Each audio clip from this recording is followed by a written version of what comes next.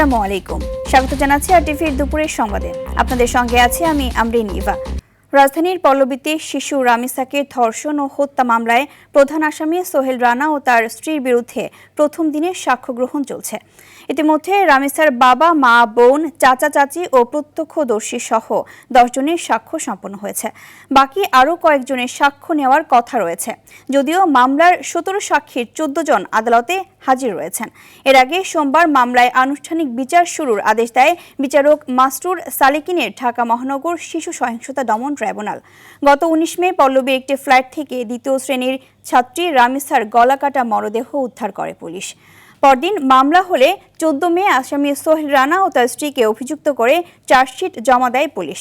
পরে দ্রুত বিচার নিশ্চিতে মামলাটি শিশু সহিংসতা দমন ট্রাইব্যুনালে বদলি করা হয়। এবং স্টেট ডিফেন্স লয়ার সেই 10 জন সাক্ষীকে জেরা করেছেন। এই মামলার সব কিছুই তারা আদালতে সেখানে তারা ব্যক্ত করেছে এবং আসামি পক্ষের আইনজীবী উনিও জেরা করেছেন। জেরা করে তাদেরকে তাদের বক্তব্যে কোনো কিছু তারা খণ্ডন করতে পারেন না। আমরা মনে করছি যে পাবলিক সাক্ষীর মাধ্যমে মামলাটায় প্রায় প্রমাণিত। দর্শক, এই মুহূর্তে নিম্ন আদালতে রয়েছেন সহকর্মী জিএম মাহমুদ। আমরা সরাসরি যুক্ত হচ্ছি সেখানে। মাহমুদ, রামিসা হত্যার ঘটনায় এখন পর্যন্ত কারা কারা সাক্ষী দিয়েছেন এবং সেখানকার সবশেষ অবস্থা কি জানাবেন?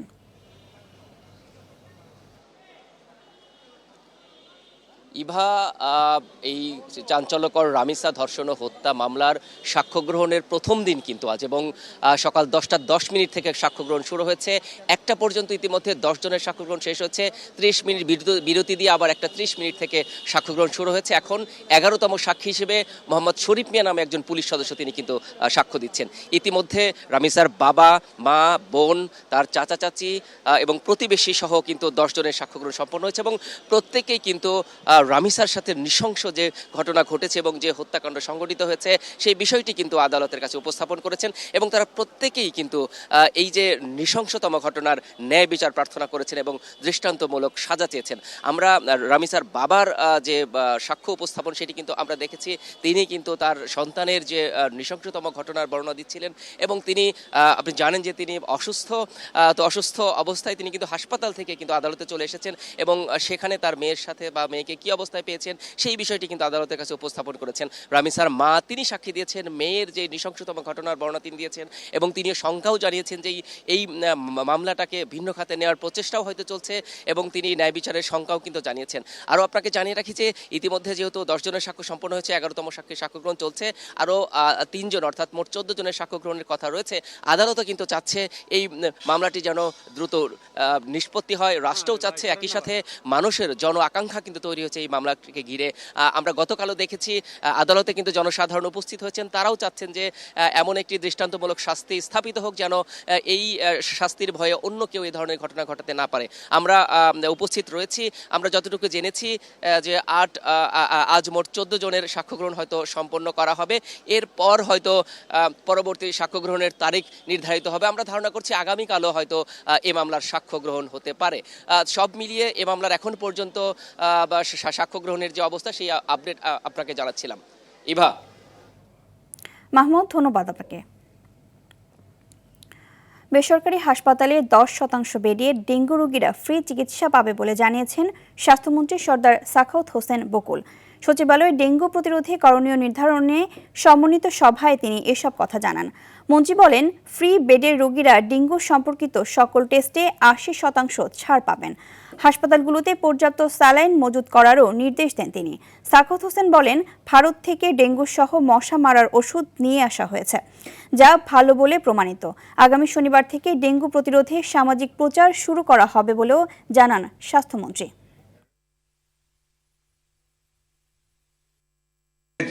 মেডিকেল কলেজ আপনাদেরকে ধন্যবাদ জানাই।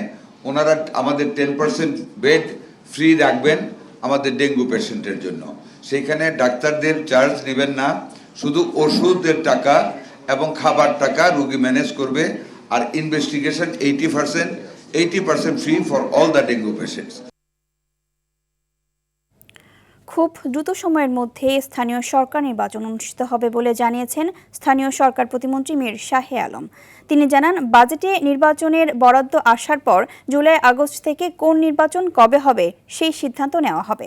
সকালে রাজধানীর গুলশান, বনানী এবং হাতিরঝিল লেক পরিদর্শন শেষে তিনি এসব কথা বলেন। মীর শাহে আলম বলেন, 2 সিটিতে জনপ্রতিনিধি না থাকায় কার্যক্রমে ব্যাঘাত ঘটছে। তবে প্রশাসক নিয়োগের পর এখন কিছুটা কাজের গতি বেড়েছে। কাজে গাফিলতির অভিযোগে গতকাল দক্ষিণ সিটি কর্পোরেশনের নির্বাহী প্রকৌশলী গোলাম কিবরিয়াকে বরখাস্ত করা হয়েছে এবং তার বিরুদ্ধে বিভাগীয় ব্যবস্থা নেওয়া হচ্ছে বলেও জানান প্রতিমন্ত্রী। এর আগে 2 সিটির 2 আঞ্চলিক কর্মকর্তাকে বরখাস্ত করা হয়। ক্যামেরা পার্সন, কোনো সরকারি কর্মকর্তা বা দায়িত্বশীল ব্যক্তির গাফিলতি আমরা বরদাস্ত করব না এবং উনি আমাকে স্ট্যান্ডিং অর্ডার দিয়ে রেখেছেন যে যেখানেই গাফিলতি হবে সেখানেই তাকে বরখাস্ত এবং নতুন লোক সেখানে দায়িত্ব দিতে হবে। স্থানীয় সরকার নির্বাচনের জন্য যে বাজেটের প্রয়োজন, এটি আগামী অর্থ বছরে বাজেটে ওনারা সংযুক্ত করার পরে জুলাই আগস্ট থেকে কোন নির্বাচন কবে হবে এই বিষয় নিয়ে আমরা যৌথ মিটিং করে আমরা সিদ্ধান্ত নিব। রাজধানীর ট্রাফিক ব্যবস্থাকে শৃঙ্খলায় আনতে 1 বছরের মধ্যে 120টি স্থানে সেমি অটোমেটিক সিগন্যাল লাইট লাগানোর কথা জানিয়েছে ডিএমপির ট্রাফিক বিভাগ। সম্প্রতি মোটরসাইকেলে নম্বর প্লেট লুকিয়ে সড়কে চলাচল করা এক মোটরসাইকেল চালককে আইনের আওতায় এনে ব্রিফিংয়ে একথা জানানো হয়। দ্রুতই অস্পষ্ট নম্বর প্লেটের বিরুদ্ধে অভিযান চালানোর কথাও জানানো হয়। সাকিবুর রহমানের রিপোর্টে দেখুন বিস্তারিত।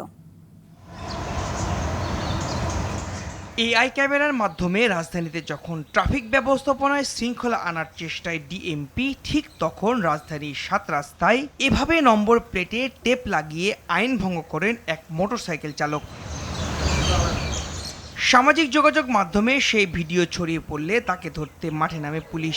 সকালে তাকে গ্রেফতারের খবর জানানো হয়। ট্রাফিকের অতিরিক্ত কমিশনার জানান, 1 বছরের মধ্যেই রাজধানীর 120টি স্থানে বসবে semi automatic signal light. Dhaka শহরে আমরা আশা করছি বছর খানিকের মধ্যে আমাদের 120টা জায়গায় সেমি অটোমেটিক সিগন্যাল লাইট লেগে যাবে। সড়কে শুধু নম্বর প্লেট দেখে মালিকের বিরুদ্ধে নয়, এখন থেকে আইন ভাঙলে চালকের বিরুদ্ধে মামলা দেওয়ার কথাও জানানো হয়। নাম্বার প্লেটের উপরে মামলা করতাম, আলটিমেটলি এই মামলাটা গিয়ে পড়তো মালিকের উপরে। তো গাড়িটা চালায় হচ্ছে চালক। 50% মামলা আমরা এই নাম্বার প্লেট মালিককে না দিয়ে এখন আমরা চালককে দেব। রাজধানীতে অবৈধ অটোরিকশা চলাচল বন্ধে দ্রুতই মন্ত্রণালয় থেকে সিদ্ধান্ত আসার অপেক্ষায় রয়েছে ডিএমপি। সাকিবুর রহমান, আরটিভি, ঢাকা। ঈদের ছুটি কাটিয়ে কর্মস্থলে ফিরতে শুরু করেছে গাজীপুর, কালিয়াকৈর, আশুলিয়া, শিল্পাঞ্চলের শ্রমিকরা। ধাপে ধাপে 4 ও 6 জুন থেকে পোশাক কারখানাগুলো খুললেও মহাসড়কে ভোগান্তি এড়াতে আগেই ফিরছেন কর্মজীবী মানুষগুলো। সকাল থেকে ঢাকা, আরিচা ও নবীনগর চন্দ্রা মহাসড়কে বাস, প্রাইভেট কার, মাইক্রোবাস ও মোটরসাইকেলে করে ফিরছেন তারা। ঈদ ফেরত যাত্রাকে নির্বিঘ্ন ও নিরাপদ করতে মহাসড়কগুলোতে পুলিশের পক্ষ থেকে নেওয়া হয়েছে বিশেষ ব্যবস্থা।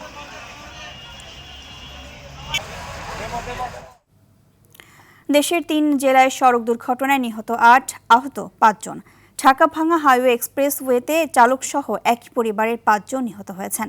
এ ঘটনায় আহত হয়েছেন আরও 2 জন। চট্টগ্রামের কর্ণফুলী উপজেলায় মিনি পিকআপের ধাক্কায় মোটরসাইকেল আরোহী বাবা ছেলে পড়ে গিয়ে ঘটনাস্থলেই নিহত হন বাবা।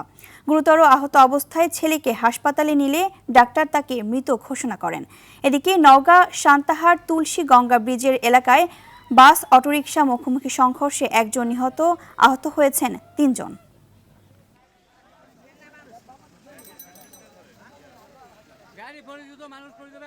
প্রাইভেট কার মারিতেছে ট্রাকের পিছনে যেয়ে ওখানে জায়গায় ডেড বডি পাইছি, 2 জন মহিলা 2 জন পুরুষ। পরিবারের মধ্যে 2 জন মানুষ যদি চলে যায় তাহলে পরিস্থিতিটা ঠিক কিরকম হতে পারে আপনারা অনুভব করতে পারছেন?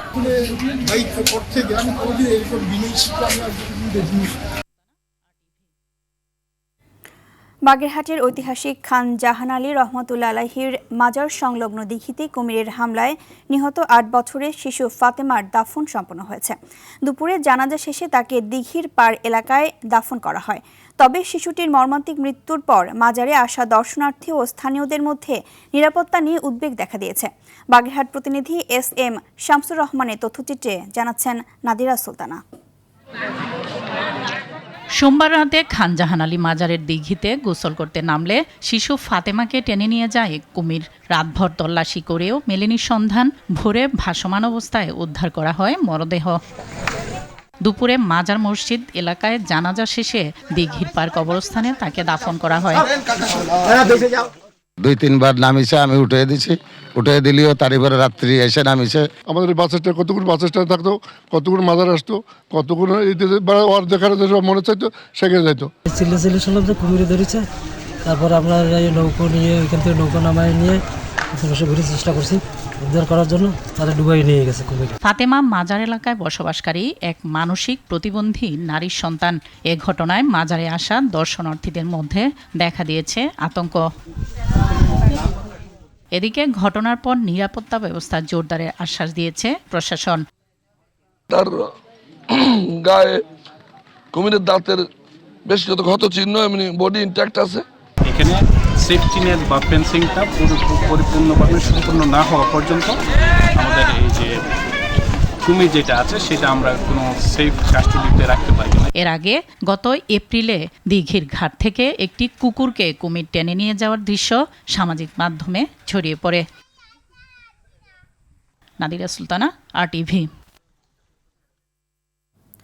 বাসাবাড়ির বর্জ্য সংগ্রহের জন্য ডিএসসিসি 100 টাকা ফি নির্ধারণ করলেও ইচ্ছেমতো বিল আদায় করছে বেসরকারি প্রতিষ্ঠানগুলো। এই কাজ পেতে ওয়ার্ডের আয়তন ও হোল্ডিং অনুযায়ী কর্পোরেশনের তহবিলে অফেরতযোগ্য সর্বোচ্চ 17 লাখ এবং সর্বনিম্ন 15 লাখ টাকা জমা দিতে হয়। কিন্তু এই বাণিজ্য চলে স্থানীয় প্রভাবশালীদের ক্ষমতায়।